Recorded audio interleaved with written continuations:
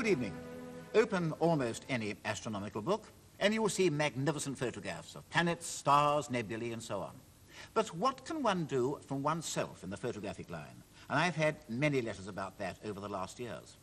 Well, I don't pretend to be an expert myself, and so I'm delighted to reintroduce somebody who is Douglas Arnold.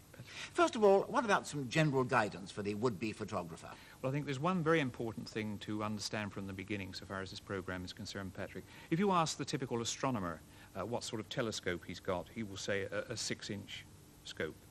Now, what he means by that is that the aperture of the telescope is 6 inches or 150 millimeters. That is, in essence, a measure of the light-gathering capability of the telescope, of course. If you ask a photographer and he says he's got a 150 millimeter lens, he's talking about the focal length of that lens, which is basically a measure of the magnification it gives to any sort of an object. So in this program, we'll be talking exclusively in terms of the photographer's understanding. So a 150 millimeter lens will be the focal length of that lens. Yes, quite so. Now, what basic equipment do you need?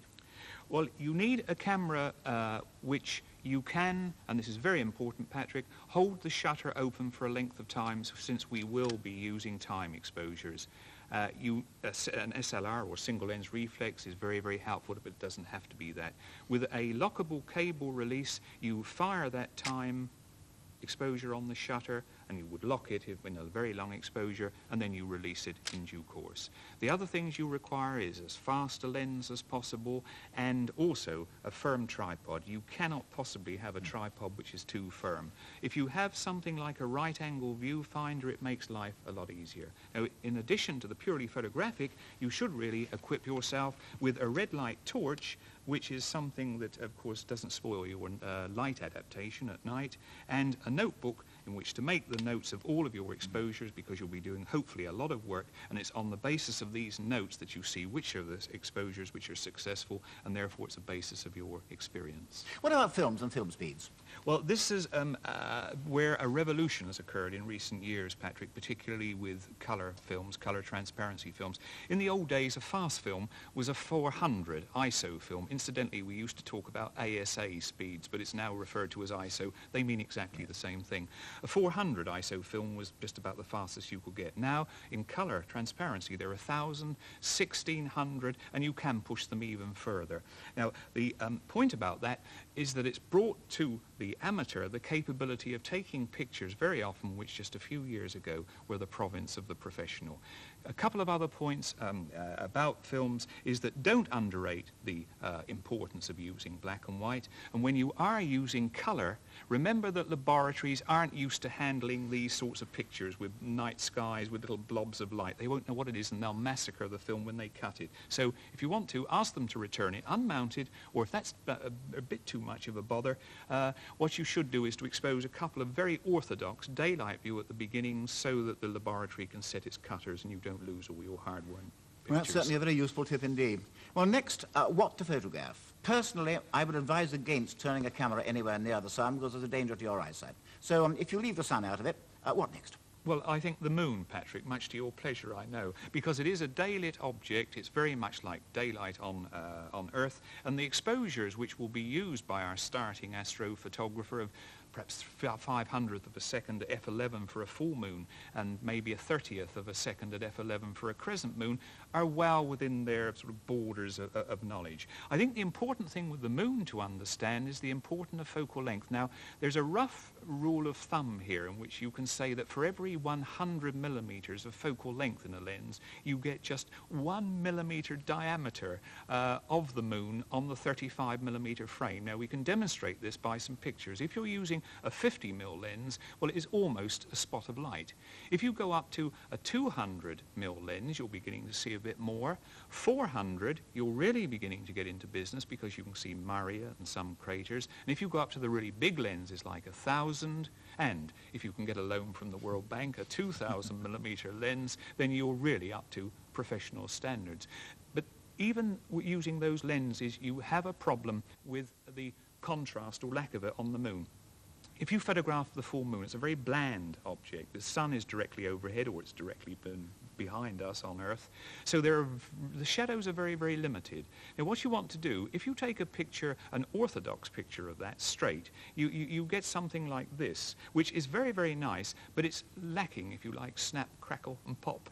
If, however, you underexpose a picture like this and overdevelop, you tend to accentuate the contrast, which I'm sure is preferable. And if we compare the two pictures side by side, I think it's the one on the right which will win the vote every day. Now with crescent moons, you've got exactly an opposite problem. You've got intense contrast in the crescent moon. So what you want to do is to ease that contrast. So instead of, as with an orthodox picture like this, where the limb really bleaches out with highlights, what you do is to overexpose and underdevelop, and you ease out those contrasts, and you get a result which I think is much more preferable. And if you look at the two compared, I think the right would have the vote every time. Now, you don't need to keep using these long lenses, because you can get quite useful pictures of the moon with much shorter focal length lenses, say a couple of 100mm. Now, what you can do is overriding. The camera manufacturers have taken a lot of pains to prevent idiots taking double exposures on one frame of picture. Now, you can override that, and if you do, you can, for example, put the moon in the lower left of a frame, and then with a suitable focal length lens, follow it up as it climbs into the sky. Now, you can imagine with a picture of this kind, Patrick, this full moon is very interesting, but it doesn't really tell you much that you don't know. But if you imagine if we're ever allowed on the south coast to see a full eclipse of the moon again, you can follow this through and see some very interesting developments with the moon. Another point to make, incidentally, is that it depends what sort of colours you get with colour film. It depends very, very much where the moon is relative to the horizon. This is quite low. But if we look at the next picture, which was taken a little bit later, the moon is higher in the sky, so you are, in effect, getting a much cleaner colour representation with the moon. And one final thing I think about the moon to stress, Patrick, is we've seen some pictures here which I think are very, very possible. And I don't like using the word easy, because nothing's easy, but quite possible for the starting amateur. But it really is, at the end of the day, fairly demanding, particularly when you get to slow time exposures and you get things like wind buffeting, hitting long lenses. It all makes life a little bit difficult, so you really have to apply yourself. It's not a doddle. No, it certainly isn't, even when you get an eclipse, and we haven't had an eclipse here for some time. No. Again, you've got a problem here in which you're dealing with a variety of exposures which can be overcome, because if you bracket, which is a means in which you start off with a relatively slow exposure and go up to one which is much, much shorter, somewhere along the line, depending upon whether it's in the highlight area or in the shadow area, you'll have a picture that suits what you're really after. Well, the moon, after all, is comparatively straightforward, even though there are many things to be borne in mind, but the planets are a great deal more difficult.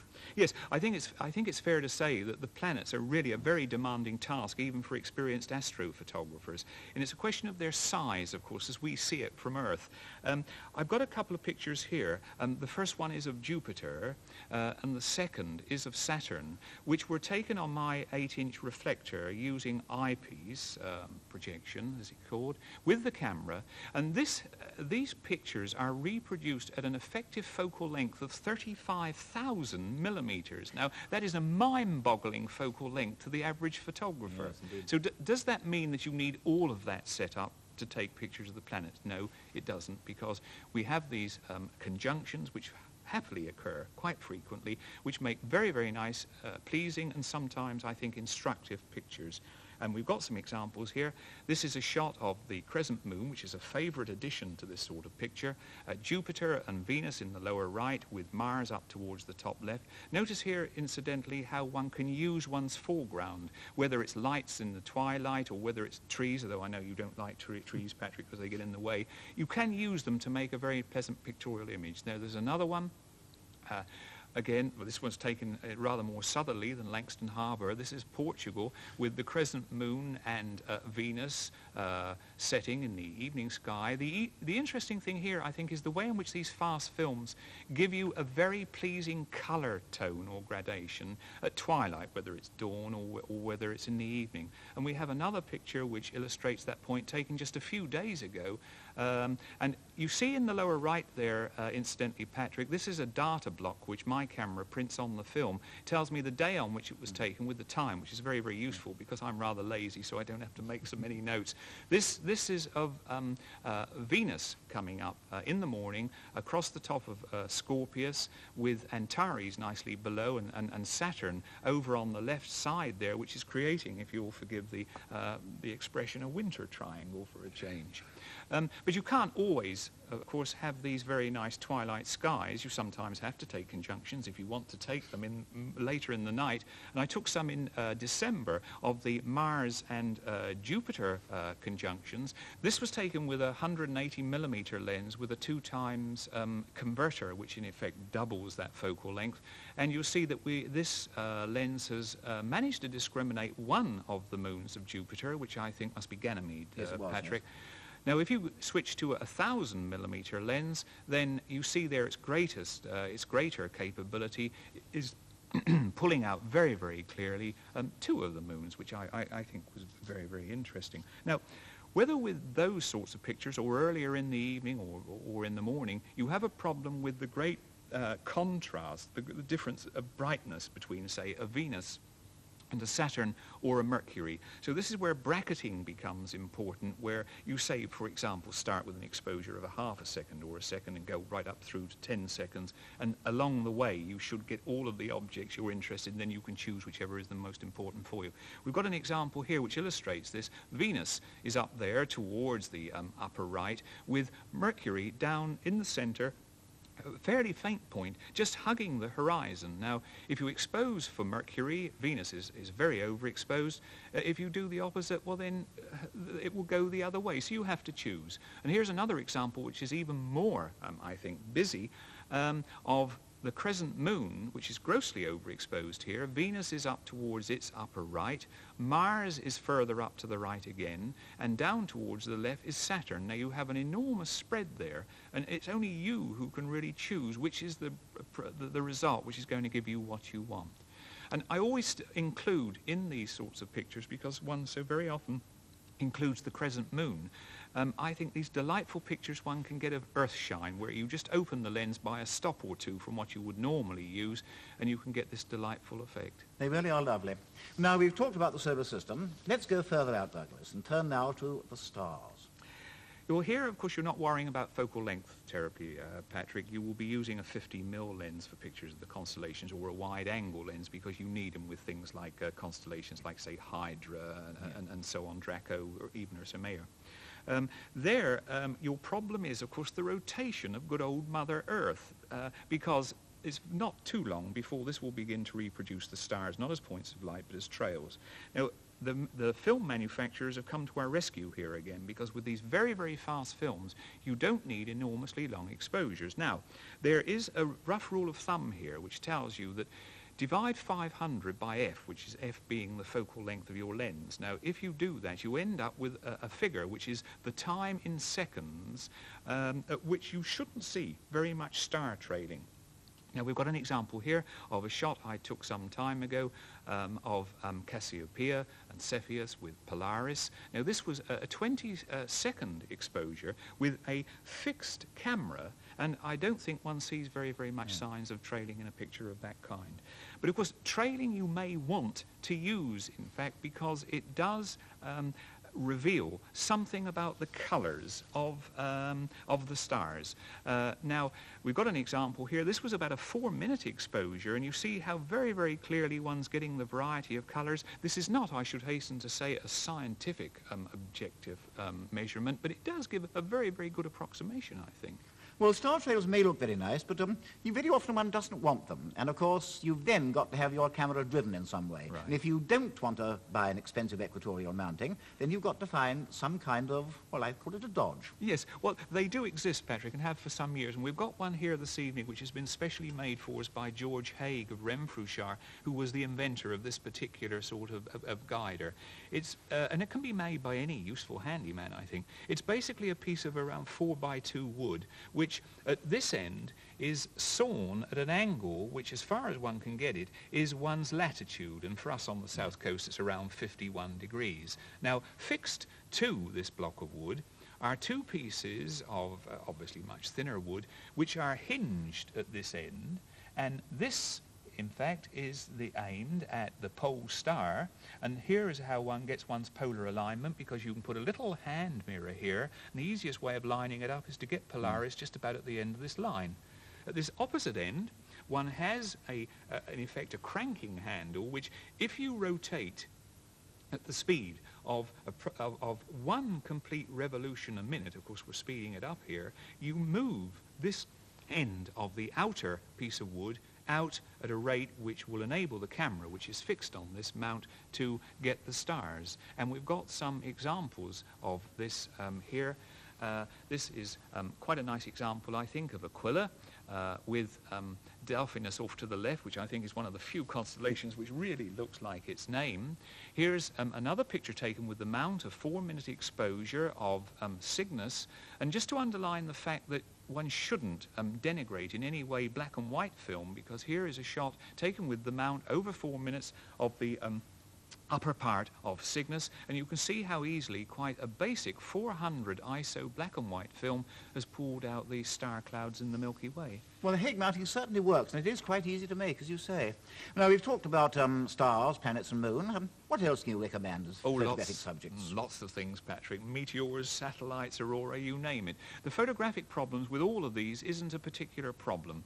That they're basically time exposures. It may be 30 seconds with a satellite, it may be perhaps a minute or two. You don't want to go too far because you build up sky fog, particularly from light pollution with meteor pictures.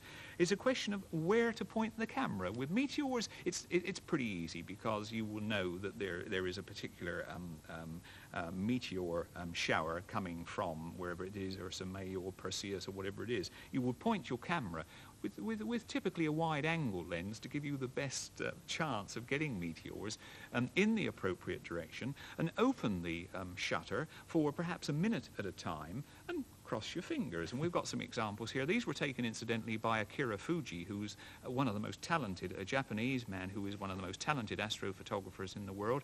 Here's a nice example, obviously taken during twilight, although the time exposure was really very long. And another example of a couple of meteors coming out very, very nicely from a radiant. Now, the satellite problem is more acute because you have to know when satellites are coming over. And the newspapers help us with this, because one or two of them publish the times of the brighter satellites, or you can join the BAA satellite section and get the information from there. There you will do broadly the same thing again. Know where the satellite is coming from, point the camera, and if you can get an idea of what the field of view is, so that you open the shutter before the satellite comes into it and don't close the shutter until after it passes out, you get a very nice and completely continuous trail. We've got a couple of examples here. This was the space shuttle Columbia on its first trip over the UK back in the autumn of 1983, and you see here that in fact I began this exposure when it was in the field of view, because I didn't spot it because it was in the pollution over Portsmouth, and it went into the Earth's shadow at the top. Second shot of the other side of the Iron Curtain, Salute 7, which came over home a few weeks ago, and there one got the entire trail. One word of warning to the beginners in particular: don't get misled by a Boeing flying into Gatwick Airport, because I have plenty of these, and here, although it's quite a nice picture of Orion, that trail up in the top right there is an aircraft trail, and don't be misled. And then, of course, the third thing, aurorae. These are really if you can get that far north, these are really the simplest objects in some way because you see them beginning to develop. You can have your camera ready and ready to go with a time exposure. With the fastest films, a 5 or 10 second exposure is more than adequate, and you can get some results like this. These are a couple I took in Norway some time ago.